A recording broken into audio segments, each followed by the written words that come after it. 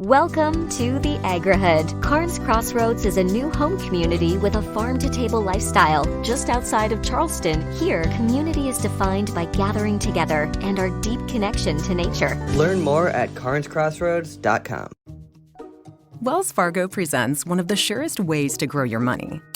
A Wells Fargo CD account, where you can earn a 5.00% annual percentage yield on an 11-month term with a minimum opening deposit of $5,000. Visit a Wells Fargo branch or wellsfargo.com/CD rates to open a CD account and start growing your savings with us.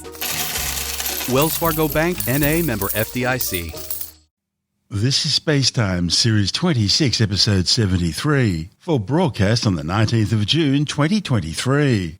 Coming up on SpaceTime, key building blocks of life found on the Saturnian moon Enceladus, discovery of a supernova from one of the universe's first stars, and understanding how planet Earth's core was formed. All that and more coming up on SpaceTime. Welcome to SpaceTime with Stuart Gary.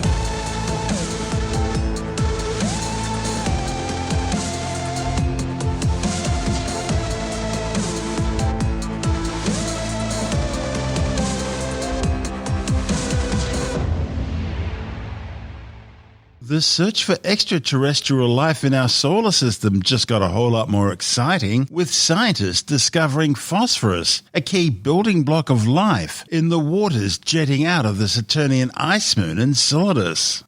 A report in the journal Nature says the chemical was discovered in data from NASA's Cassini mission, which explored the Saturnian system for more than 13 years. Scientists detected phosphorus in the form of phosphates, which appear to have originated from Enceladus's global subsurface liquid water ocean. One of the study's authors, Christopher Glein from the Southwest Research Institute in San Antonio, Texas, says geochemical modeling was used last year to predict that phosphorus should be abundant in the Enceladian Ocean. Abundant levels of phosphorus were discovered in plumes of ice samples spraying out of the ice moon's South Pole tiger stripes.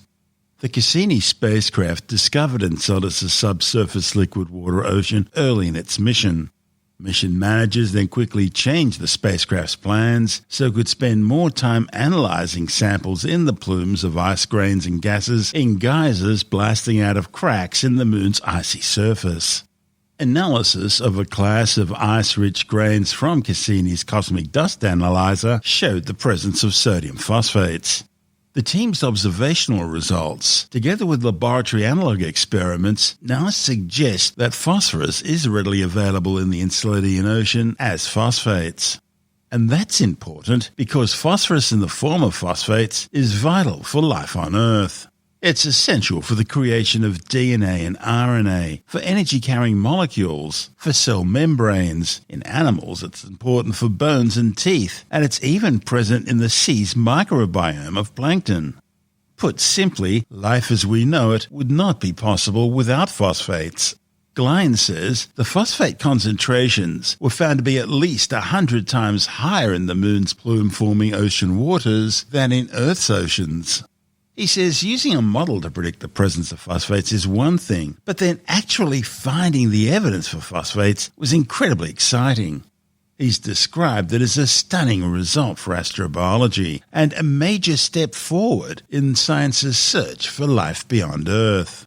One of the most profound discoveries in planetary science in the last quarter of a century is that worlds with oceans beneath a surface layer of ice are common in our solar system.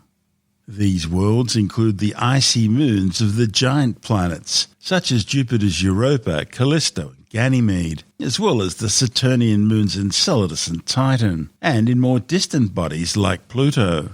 Worlds like Earth with surface oceans need to reside in a narrow range of distances from their host stars, the so-called habitable zone, where atmospheres and surface temperatures support the pooling of liquid water on the surface.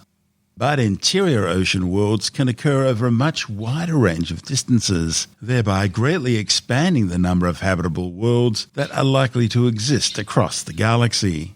Geochemical experiments and modelling show that such high phosphate concentrations result from enhanced phosphate mineral solubility in Enceladus, and possibly also in other icy ocean worlds right across the solar system. Glein says that with this finding, the oceans of Enceladus are now known to satisfy what is generally considered to be the strictest requirement for life. He says the next step's clear. We need to go back to Enceladus to see if its habitable ocean is actually inhabited. That will be the most monumental achievement of science since the birth of humanity. You see, if we find life on Mars, well, that'll be a great achievement. But the Earth and Mars have been swapping rocks for billions of years, so it's possible we contaminated them or they contaminated us. We may be Martians. But if life's found in the oceans of Enceladus or places like that, places which are simply unlikely to have any contact with Earth, it means life can get started anywhere. And that has the most profound implications. This is SpaceTime. Still to come, discovery of a supernova from one of the universe's first stars. And a new study tries to understand how planet Earth's core likely formed. All that and more still to come on SpaceTime.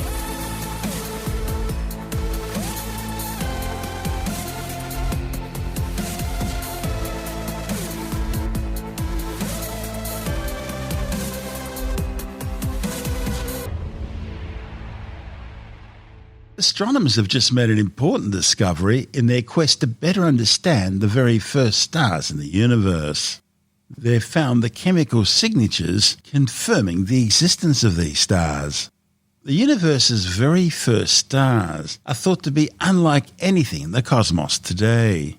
You see, when the universe began 13.82 billion years ago, the Big Bang, as it's called, produced only two basic elements, hydrogen and helium, with only very trace amounts of lithium and beryllium. Eventually, these dense clouds of hydrogen and helium, which is all there was in the universe, began cooling sufficiently to collapse under their own gravity and create the very first ever stars.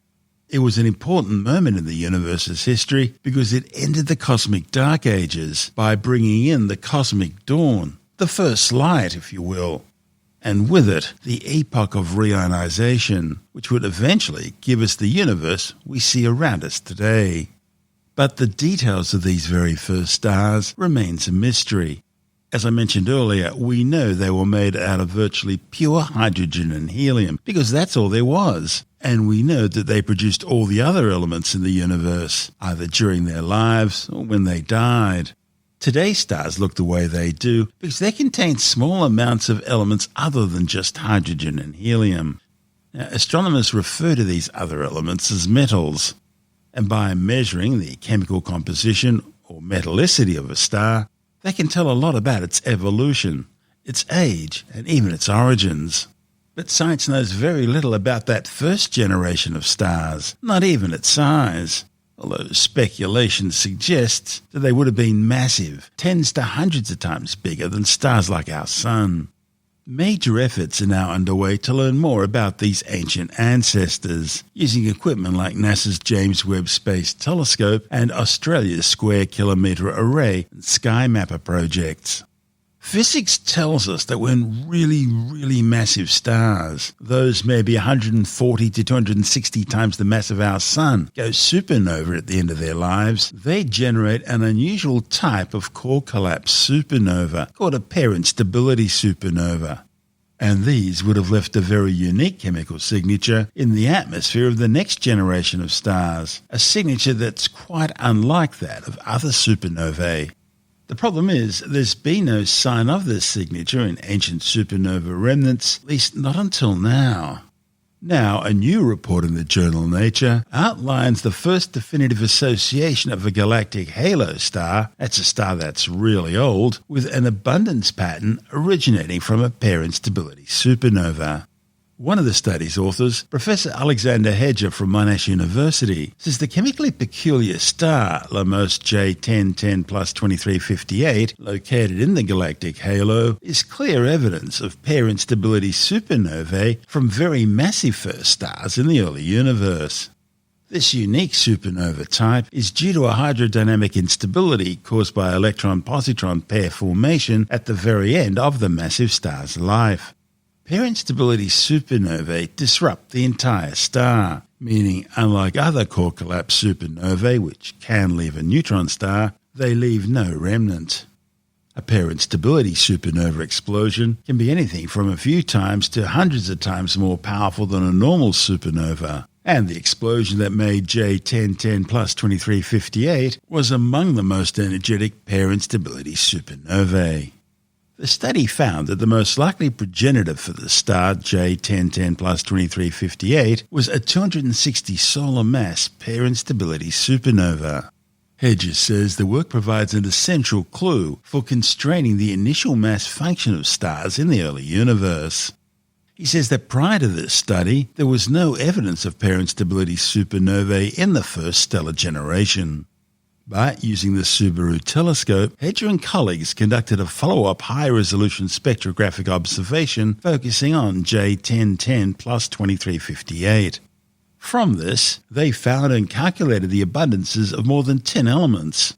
They showed that the star had low sodium and cobalt abundances. In fact, its sodium to iron ratio is less than 1 in 100 times that of the Sun. The star also has a big difference in the abundance of elements with odd and even charge numbers, like sodium, magnesium, cobalt, and nickel. Now that's a pattern Hedger says is unique to pair instability supernovae. He says the peculiar odd-even variants, along with deficiencies in sodium and alpha elements in the star, are all consistent with the predicted chemical fingerprint of primordial pair instability supernovae from first-generation stars with 260 solar masses. The authors also found that the iron-to-hydrogen abundance in Lamos J1010 plus 2358 was 2.42, substantially greater than the most metal-poor stars in the galactic halo, suggesting that second-generation stars created in the gas dominated by pair instability supernovae ashes can still be quite metal-rich. Hedger thinks that J1010 plus 2358 may in fact be the oldest star we know. Because they're really massive and burn through their nuclear fuel supplies really quickly, the stars that make pair instability supernovae have the shortest lifespans, and the metal-rich gas they make can be used to form the next generation of stars. Hedger says the identification of such a massive primordial star suggests that the first stars would have been more massive than the stars forming in the present universe, and this confirms why we've never found a long-lived low-mass primordial star. Pair instability supernovae were first hypothesized more than 80 years ago. They're the only type of supernovae which scientists believe they fully understand the workings of. Yet they're also the only type which scientists have never uniquely identified before. So this discovery is an important cornerstone in science's understanding of how massive stars explode. Pair instability supernovae also play a crucial role in astronomy's understanding of the birth masses of black holes, and they determine what gravitational wave signals we can observe from black hole mergers. Hedger says J1010 plus 2358 confirms the existence of primordial stars of several hundred solar masses for the very first time. Stars in this mass range end their lives as black holes, capable of swallowing up the entire mass of the star instead of it exploding. In fact, he says they may be the first stellar mass black holes in the universe. Yeah, so the universe started off with just hydrogen, helium after the Big Bang, and then all the metals after that were made by stars and subsequent generation of stars. So one generation lived, exploded, and then a next generation of stars formed. And so now astronomers classify these stars in terms of populations, and due to some history to this, we call population 1, that are the dominant population in our galaxy, stars that form around our age, similar to our sun, so that form within the last few billion years. And then there's some older generation of stars that has been discovered, and that are called population 2 stars. But then there is also a hypothetical population of stars which has been the very first generation that's formed out of the pristine primordial matter that was made in the Big Bang directly, where there was no initial stellar enrichment, and this is called the population 3 of stars. And these have initially no metals at all, or no heavy elements, no elements heavier than hydrogen or helium, which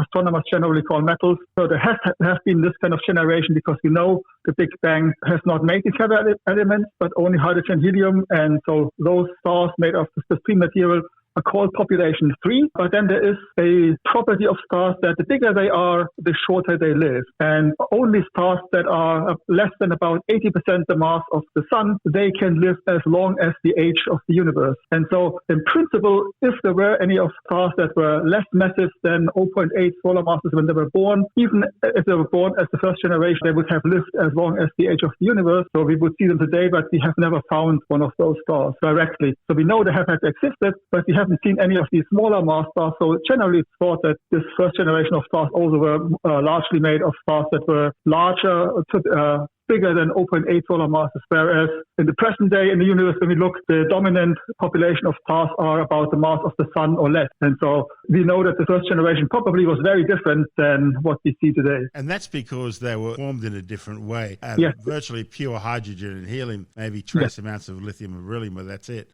When you look for these stars, although none are in existence today, there would be telltale signatures which you'd find in the atmospheres of, say, population 2 stars. Yeah, so that is the trick now is observationally. So since at present we can't, but when this first generation of stars formed, this was only a few hundred, maybe less than a billion years after the Big Bang. So all of these bigger stars would be gone. And so the only way for us to see anything of them, if you can't see the stars directly, is from their ashes. So when they exploded, and then make a next generation of stars, which, as you said, is population 3. We call population 3. So any kind of stars that are very old and not population 3. So they would form from the ashes, and if they were polluted only by one or a few of these supernova, then the material from this earlier supernova explosion would have made this next generation of stars. And if they are low enough in mass, they live until the present day, and this is where we can see it, and we can see in the atmosphere of these stars the material that came from the stars, that the one generation of stars, population 3 stars that lived before them, and made these elements. And because depending on how massive stars are, when they die, they produce a very unique signature of elements, a ratio of elements relative to each other, kind of like a chemical fingerprint, if you like. And that is what we can observe, and then inverse that and say, okay, if we see this kind of signature, we know what kind of star must have exploded. And so what you're looking for is a very specific type of core collapse supernovae called a pair instability supernovae. What does that mean? So there is depending on mass of the stars, they can end their lives in different ways. So stars below somewhere around 8 to 10 solar masses, they will end their lives as a planetary nebula and leave behind a white dwarf. And if the stars get somewhat more massive, they start making so-called core collapse supernova, and those make a neutron star, or in some cases when a mass of the star gets larger, they will collapse and make black holes, and in some cases supernova or not, or other spectacular deaths. But if the mass of the star gets large enough, somewhere above 140 solar masses initially, when those stars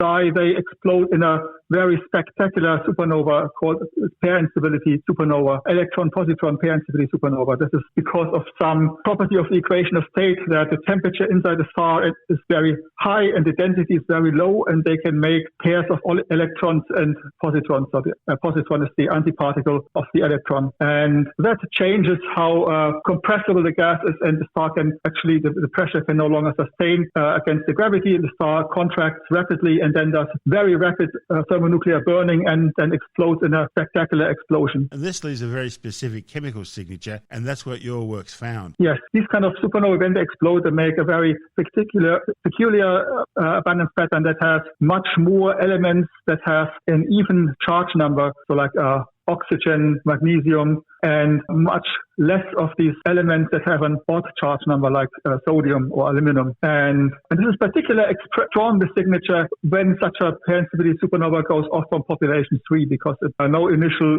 metals, and that is what turns out it affects how strong this odd even pattern is that we will see in the signature. And it's a very unique signature. We have been looking for that, to see this in any kind of star for a long time, because it was a very clear signature. And in contrast to all other kind of supernovae, these pair instability supernovae, we actually understand how they work extremely well. And so predicting the signatures was sort of straightforward, unique, and yet it had never been found. And that was really a big puzzle for a long time. And now you found it. Tell me about it all. Yes, and so there was now one star that has been found called J1010 plus 2358, and so it was found by the Lamoste telescope that's sitting in China, close to Beijing, and so they identify stars and do follow-ups with a more powerful telescope, Subaru telescope, and then they analyze the spectra of the star and extract from that information about the abundance of the elements, or particularly the relative abundance of the elements that is in the atmosphere of that star. One very interesting thing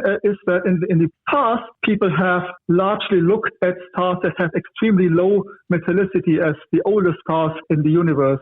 And that is because we know that after Big Bang, there was this pure material, and then successively the universe was more and more enriched in metals in the ashes from subsequent supernovae, so we say polluted with metals. All these heavier things is basically just the waste product of stars, also we are made of mostly. And so it's very clear that when you find a star that has extremely low metallicity, it must have formed very early in the universe, very soon after population 3. And so this was kind of an easy identification. Also know that when a supernova goes off, they actually can make a lot of metals. In particular, parent-sibling supernovae, they are really big stars, and when they explode, they leave no remnant behind, so no neutron star or no black hole that would swallow all of these ashes, waste products of the stars, but everything is expelled, and you make a vast amount of metals, so 100 solar masses of them. And you would expect that with so much metals, you don't pollute things just a little bit, but you can actually pollute it by a lot more when this explosion goes off. And so the prediction was there might be a lot of stars that have that signature, but they are not that low in metallicity, but somewhat higher in metallicity as well. But the problem now is that in our galaxy, there's many, many stars of higher metallicity, and only these low metallicity stars that are very rare, that they easily stick out and can be analyzed as old objects. But the other ones have many similarities if you don't look in much detail to many of the stars that sit in our galaxy. And so finding one of those with a particular signature, you have to look very closely, and it's like finding a needle in a haystack, literally a very big haystack, because there's 100 billion stars in our galaxy. And so this was really remarkable to find now one of those stars that is somewhat higher enriched than the low metallicity object or ultra low metallicity object we usually identify with the first generation or the ashes from the first generation, but now show the signature and not being at very low metallicity but at higher metallicity, as it has been predicted by theory. And this is really remarkable to see that signature also with this high enrichment level that corresponds to having actually one of these parent-sibling supernovae that produces lots of metals in one spot. It's not the first time we've seen evidence of parent-stability supernovae. Well, there have been a few light curves that have been sort of associated with it, but not all of them were, actually none of them was really unique. Often that had been revised, that there may have been other counterparts. So none of these are as much of a smoking gun than finding the chemical signature. Yeah, the difference is this time we're looking at the progenitor being a population 3 star. Right, and so most of the light curves that we see, these are stars that live in our current universe, so they are much more metal rich, and so this is the other aspect, that it's not just absolutely a smoking gun for a parent-sibling, but also that it had to be top 3 parent-sibling that had to make that signature. It's a stunning discovery. What are its implications? Yeah, so the implication is that we didn't know, we still don't know exactly what the initial mass function is. So how many stars of what mass do you make in the first generation? What's typical masses of the first generation? I mentioned at the beginning that there were probably not a lot of population 3 stars had below 0.8 solar masses, because they would have lived as long as the age of the universe and they would still be around, but we have never found one. So we know they probably were more massive, but we don't know how massive they were, whether they were all about 50 solar masses or around 20 typically. But now we have found this object which had to come from a star that was probably at least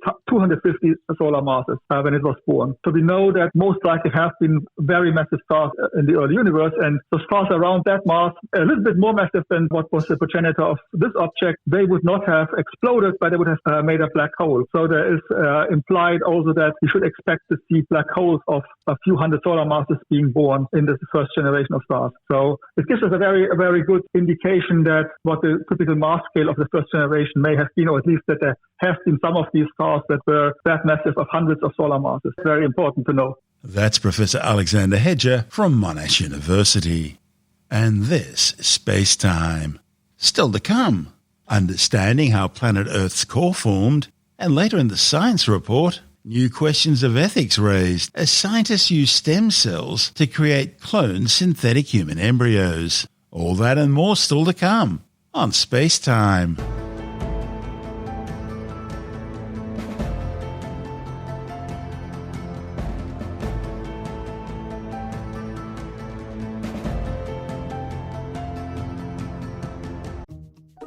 Wells Fargo presents one of the surest ways to grow your money. A Wells Fargo CD account, where you can earn a 5.00% annual percentage yield on an 11-month term with a minimum opening deposit of $5,000. Visit a Wells Fargo branch or wellsfargo.com/CD rates to open a CD account and start growing your savings with us. Wells Fargo Bank, N.A., member FDIC. Scientists have developed new techniques to provide fresh insights into the differentiation of planet Earth. The findings, reported in the journal Science Advances, were developed by Carnegie University researchers Yinghui Fi and Ling Wang. They provide fresh insights into the processes by which the dense materials that form the Earth's core descended into the depths of the planet, leaving behind geochemical traces that have long mystified scientists. Like everything else in our solar system, planet Earth accreted from the protoplanetary disk of gas and dust that surrounded the early nascent Sun 4.6 billion years ago. As the Earth grew from collisions of smaller objects over time, the densest materials sank inwards, separating the planet into distinct layers, including an iron-nickel-rich metallic core and a silicate mantle. Fee says the segregation of the core and mantle was the most important event in the geologic history of the Earth. That's because it allowed for convection in the liquid metal outer core of the planet, and that convection powers the Earth's magnetic field, which shields the planet and life on it from cosmic rays and irradiation from the Sun. Without it, life as we know it simply couldn't exist. Each of the Earth's layers has its own unique composition. Although the Earth's core is predominantly iron and nickel, seismic data indicates that some lighter elements, like oxygen, sulfur, silicon and carbon, were dissolved into it and so brought along for the ride to the planet's centre. Likewise, the mantle is predominantly silicate, but its concentrations of so-called iron-loving or siderophile elements have mystified scientists for decades. Understanding the mechanisms by which materials migrated through these layers and identifying any remnants of this process will improve science's understanding of the ways in which the Earth's core and mantle have interacted throughout the planet's history. To do this, the authors used heavy hydraulic presses, just like the ones used to make synthetic diamonds, in order to bring samples of material to high pressures and temperatures, mimicking the sort of conditions found in the Earth's interior. And this enabled them to recreate the Earth's differentiation process in miniature and to probe different possible ways by which the core was formed. Using these tools, Wang and Fee developed a new method for tracing the movement of the core-forming liquid metal in their sample as it migrated inwards. They showed that much like water filtering through coffee grounds, under the dynamic conditions found on early Earth, iron melts could have passed through the cracks between a layer of solid silicate crystals called a grain boundary, and in the process exchanged chemical elements. Wang and Fee suggest that the violent environment of the early Earth would have actually created the circumstances that could have turned the mantle into a sort of giant pour-over coffee apparatus, allowing the percolation of liquid metal through an interconnected network. They analysed the chemical exchanges during this percolation process and found their results would account for iron-loving elements being left behind in the mantle, shedding light on a long-standing geochemistry question. Looking ahead, the authors believe their new technique is also applicable to other rocky planets and will help answer more questions about the core-mantle interactions occurring deep in their interiors. This is SpaceTime.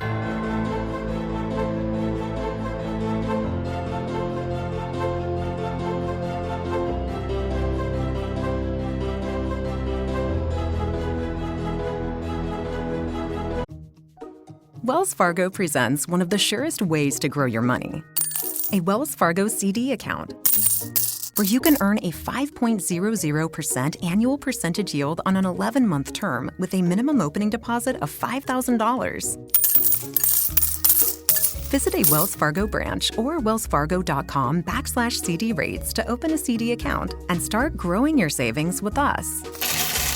Wells Fargo Bank, N.A., member FDIC. And time now to take a brief look at some of the other stories making news in science this week with a science report. The annual meeting of the International Society for Stem Cell Research has been told that scientists have used stem cells to create cloned synthetic human embryos, thereby sidestepping the need for eggs or sperm. The historic announcement raises many ethical questions and will likely lead to further debate about the so-called 14-day rule, which is the current legal limit for using embryos or embryo-like structures for research purposes. Professor Rachel Ankeny from the University of Adelaide, who was not involved in the project, says it's important to develop a much deeper understanding of the earlier stages of human development, especially as these are essential for developing better clinical responses to things like infertility, miscarriages, and developmental errors. However, researchers also need to consider whether these sorts of models, if in fact that's what they are really all that fundamentally different from human embryos. Although they originate from different sources and processes, they have the same characteristics as real human embryos, which makes the issue about how science will view and treat them much more complex. Back in 2022, the Australian National Health and Medical Research Council regulator licensed Monash University scientists to develop a similar novel being, which they called an iblastoid. These lack the ability to be implanted into a uterus and develop full term. But the regulator ultimately determined that iblastoids did meet the definition of a human embryo and were therefore subjected to existing laws on human embryo research. A new report has shown that 3 scientists conducting gain-of-function research at the Wuhan Institute of Virology were the first ever humans to contract COVID-19. The findings have been published on the Substack newsletter Public by respected investigative journalist Michael Schellenberger and Matt Tabai. The new findings identified several patient zeros, or is that patient zero, including Ben Hu, Ping Yu, and Yan Zhu, who were all scientists at the Wuhan Institute of Virology when they suddenly became ill around September 2019. Importantly, the 3 were researching gain-of-function experiments with SARS-CoV-2 viruses. Gain-of-function experiments are designed to increase a virus's infectiveness, making the pathogen stronger, and thereby allowing scientists to better understand the sorts of threats they're likely to pose in the future. But it's important that world's best practice biological containment facilities are used to prevent these deadly viruses from escaping into the real world. They followed the release of an independent investigation by the US Department of Energy in February, which confirmed earlier findings by the FBI that COVID-19 originated from an accidental outbreak at the Wuhan Institute of Virology. The US State Department had also previously acknowledged suspicions that the COVID pandemic may have originated from a lab leak at Wuhan. The now archived State Department report, published on January 15, 2021, states that the US government has reason to believe that several researchers inside the Wuhan Institute of Virology became sick in the autumn of 2019 with symptoms consistent with COVID-19. Almost 7 million people have now been killed by the COVID-19 coronavirus. However, the World Health Organization estimates the true death toll is likely to be around 18 million, with some 768 million confirmed cases globally, and that's almost 10% of the world's population. Scientists have detected the first virgin birth in crocodiles. A report in the journal Biology Letters examined the DNA of an American crocodile mother who lived an isolated life and 12 of her eggs, and found that a fully formed fetus in one egg was genetically identical to the mother, suggesting it had developed without the egg being fertilized by a male crocodile. This type of reproduction, called facultative parthenogenesis, is known to occur in several species of fish, lizards and snakes, but it's not been known in crocodiles before now. Although the eggs didn't hatch, scientists say it's possible that now extinct relatives of crocodiles, and that includes dinosaurs, could have reproduced in just this way. There are growing concerns among science-based medical practitioners that the World Health Organization is validating debunked pseudoscientific practices. The Constitution of the WHO clearly outlines its principles, namely that enjoyment of the highest standard of health is a fundamental human right, and that unequal promotion of health and control of diseases in different countries is a danger. Basically, it means health for all, regardless of race, beliefs, or socioeconomic condition. The problem is, since May 2013, the World Health Organization began following a traditional medicine strategy, some would say akin to witch doctors, in which science plays no role. Tim Mendham from Australian Skeptics says what the WHO sees in traditional and complementary practices such as Ayurveda, traditional Chinese medicine and naturopathy is an easy way to fulfill a goal by simply acknowledging the presence of healers of various types with little attention given to the kind of care they're providing. Recent actions by the WHO in certain areas has really tarnished its reputation. I mean, it was doing good things, and it still does good things, right? Vaccinations and treatments for all sorts of diseases and the general health of people. So, great work, but it's heavily funded by nations and currently by China, especially. Some areas, it certainly seems to be leaning pro-China and pro-China's policy, as the case with the COVID investigations. They might have been pretty naive in going and expecting Chinese to be open with them, but also in the fact of pushing traditional Chinese medicine. This is something that's been happening in a number of places actually around the world, that there's a soft diplomacy attitude of China has been to promote traditional Chinese medicine, which relies a lot on herbal animal products, obviously, rhino horn and that sort of stuff, and some very, very strange medical diagnoses, often involving qi, which is just an energy form that runs through your body, supposedly, and it's very unproven.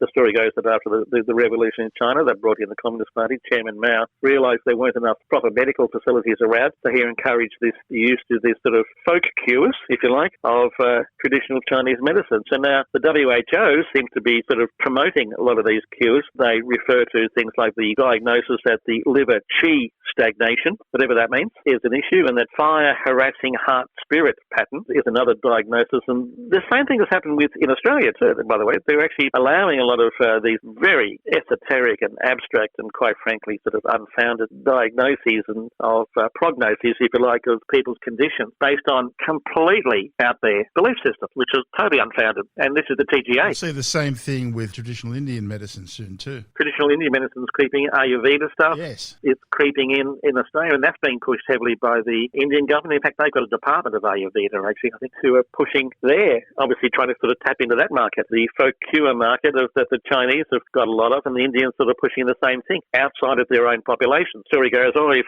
1 billion Chinese are using this traditional Chinese medicine, it must be good. Nope, not necessarily. It could just be a folk cure that's been around for a long time and hasn't changed and still doesn't have much of a foundation. The same with a lot of Ayurveda stuff from India. And there's a lot of other folk cures around the world, obviously, which they'd all love to be sort of pushed by the WHO because it helps them make a bit of money. So it's a sad thing with the WHO sort of, while doing good stuff, is also doing bad stuff. That's Tim Mendham from Australian Skeptics.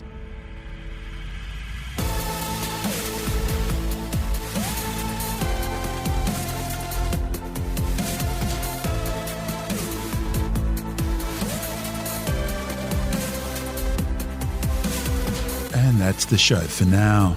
SpaceTime is available every Monday, Wednesday and Friday through Apple Podcasts, iTunes, Stitcher, Google Podcast, Pocket Casts, Spotify, Acast, Amazon Music, Bytes.com, SoundCloud, YouTube, your favourite podcast download provider, and from spacetimewithstuartgary.com. SpaceTime's also broadcast through the National Science Foundation on Science Zone Radio and on both iHeartRadio and TuneIn Radio. And you can help to support our show by visiting the SpaceTime store for a range of promotional merchandising goodies, or by becoming a SpaceTime patron, which gives you access to triple-episode commercial-free versions of the show, as well as lots of bonus audio content which doesn't go to air, access to our exclusive Facebook group, and other rewards. Just go to spacetimewithstuartgary.com for full details. And if you want more SpaceTime, please check out our blog, where you'll find all the stuff we couldn't fit in the show, as well as heaps of images, news stories, loads of videos, and things on the web I find interesting or amusing. Just go to spacetimewithstuartgary.tumblr.com. That's all one word, and that's Tumblr without the E. You can also follow us through @StuartGary on Twitter, @SpaceTimeWithStuartGary on Instagram, through our SpaceTime YouTube channel, and on Facebook, just go to facebook.com/SpaceTime with Stuart Gary. And SpaceTime is brought to you in collaboration with Australian Sky and Telescope magazine, your window on the universe. You've been listening to SpaceTime with Stuart Gary. This has been another quality podcast production from Bytes.com. Wells Fargo presents one of the surest ways to grow your money. A Wells Fargo CD account, where you can earn a 5.00% annual percentage yield on an 11-month term with a minimum opening deposit of $5,000. Visit a Wells Fargo branch or wellsfargo.com/CD rates to open a CD account and start growing your savings with us. Wells Fargo Bank, N.A., member FDIC.